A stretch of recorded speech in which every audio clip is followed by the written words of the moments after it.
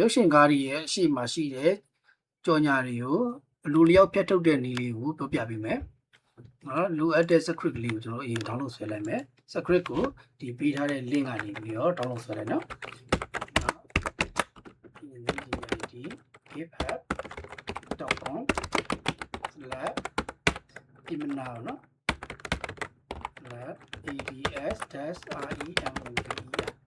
ads-remove ပါလို့ရတယ်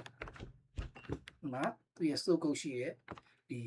မိလေးကြာလာလိမ့်မယ်အဲ့ဒီထဲမှာလိုအပ်တဲ့ဥစ္စာတွေကိုလည်းဒီထဲမှာကျွန်တော်တစ်ခါလေးရေးပေးထားတယ်အဲ့တော့ဘာလို့မလဲဆိုတော့ဒီ software အဲ့လိုလုပ်ချင်တယ်ဆိုလို့ရှိရင် FFmpeg လို့တယ်အဲ့တော့ကိုက Windows သုံးတယ်ဆိုရင်ဒီ link ကနေပြီးတော့ဒီ FFmpeg ကိုအရင် download ဆွဲလိုက်အဲ့ Linux သုံးတယ်ဆိုရင်လည်းရတယ် Linux သုံးတယ်ဆိုရင်လည်းဒီတိုင်းဆွဲလိုက်နော်ကျန်တဲ့လိုအပ်တဲ့ဥစ္စာတွေကိုဒီထဲမှာတစ်ခါလေးအကုန်လုံးရေးပေးထားတယ်အဲ့တော့ကျွန်တော်စုကုတ်ကို download ဆွဲမယ်ကြိုက်တဲ့နေရာကို download ဆွဲလိုက်နော် download ဆွဲပြီးသွားရင်ဒီမှာဒီစုကုတ်ကိုဖြီးလိုက် okay ဖြီးပြီးသွားရင်ဒီထဲမှာဒီမှာ Python script လေးရှိဒီ script လေးကို copy ကူးပြီးတော့ကိုဖြတ်ချင်တဲ့ဒီဇာတ်ကားတွေရှိတဲ့ဖိုဒါလေးကိုထည့်လိုက်ဒီမှာဒီဇာတ်ကားတစ်ခုကျွန်တော်ရင်ဖြတ်ပြမယ်ဒီဇာတ်ကားကိုဖွင့်လိုက်ရင်25မိနစ်လေးစိုက်ကြ ရှိ ည့် မှာကြော်ညာပါနေနော်ဒီမှာဒီကြော်ညာကြီးပါနေဒီကြော်ညာတွေကိုအလိုလျောက်တစ်ခါတည်းနဲ့ဖြစ်ဖွင့်မယ်မှာကြည့်ဒီကားလေးမှာဆိုလည်းအကုန်လုံးကြော်ညာတွေပါနေကြော်ညာတွေပါတော့ဒီဟာတွေကိုအလိုလျောက်ဖြတ်ဖို့အတွက်ဒီမှာအရင်ဆုံးအဲ့ဒီကိုရောက်နေတဲ့ folder တွေကအပေါ်ဆုံး address bar မှာ cmd လို့ရိုက်လိုက်cmd လို့ရိုက်ပြီးရင်ဒီ folder ထဲမှာပဲဒီ python script လေးရှိနေရအဲ့တော့ဒီ script လေးကိုမောင်းလိုက်မယ်နော်မောင်းဖို့အတွက်ဒီမှာ command က python eds ဆိုပြီးတော့ဒီအနာနှိပ်လိုက်အနာနှိပ်လိုက်မယ်ဆိုရင်ဒီမှာသူကြာလာလိမ့်မယ်တကားချင်းစီပြောင်းမှာတော့1ကတကားချင်းစီပြောင်းမှာလာပါနော်ဒီမှာ process and entire folder ဆိုတာကဒီထဲမှာရှိတဲ့ဒီ folder ထဲမှာရှိတဲ့ဇာတ်ကားတွေအကုန်လုံးပြောင်းမှာလားလို့မေးရအဲ့တော့ကျွန်တော်တကားဆန်းပြောင်းပြမယ်နော်တကားဆန်းပြောင်းပြမယ်ဆိုတော့1နှိပ်လိုက်မယ်1နှိပ်လိုက်မယ်ဒီမှာထပ်ကြလာပြီဒါ MB output ကို MB4 နဲ့ထုတ်မှာလား MKB နဲ့ထုတ်မှာလားလို့ကျွန်တော်က MKB နဲ့ထုတ်လိုက်မယ်နော် MKB ကိုကြိုက်လို့အဲ့တော့ပြီးရင်ဒီမှာ default ရှိတယ်ဒီမှာ scan the full video ရှိတယ် scan the full video ဆိုတာကဒီဇာတ်ကားတစ်ကားလုံးအထဲထဲမှာပါနေတဲ့ကြော်ညာတွေကိုသူကဆိုအလိုလျောက်ရှာပြီးတော့ဖြတ်မှာလို့ပြောတာအဲ့တော့ဒီအောက်က3ရက်ကျတော့ scan with a custom duration limit ဆိုတာကျတော့ဘယ်နှစက္ကန့်အတွင်းမှာရှိတဲ့ကြော်ညာတွေကိုပဲဖြတ်ချင်တာလေလို့မေးတာအဲ့တော့ကျွန်တော် default အတိုင်းပဲထားလိုက်မယ်အဲ့တော့ default အတိုင်းပဲ1ထားလိုက်မယ်1ထားပြီးတော့ okay နဲ့လိုက်ပြီးရင်ဒီမှာပေါက်လေးကြာလာနေတယ်နော် pop up ပေါက်လေးကြာလာမယ်အမှဘယ်ဇာတ်ကားကိုဒီလုံမှလဲပေါ့အဲ့တော့ကျွန်တော်အပေါ်ဆုံးဇာတ်ကားလေးကိုအရင်ဆုံးလုပ်လိုက်ဒါဆိုသူလုံနေပြီမှာဇာတ်ကားလေးအဲ့တော့ဒီကောင်ကအရမ်းမြန်တယ်ဒီမှာပြီးသွားပြီနော်ဒီမှာဇာတ်ကားလေးမှာဘယ်လောက်မှတော့မကြာလိုက်ဘူးမစီပြီးသွားပြီနော်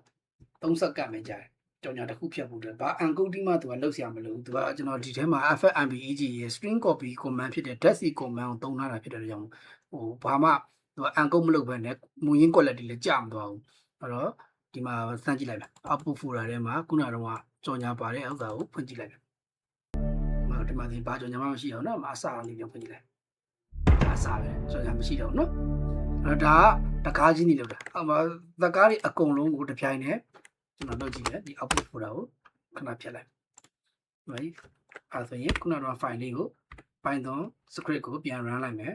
ပြီးရင် enter နှိပ်လိုက်မယ်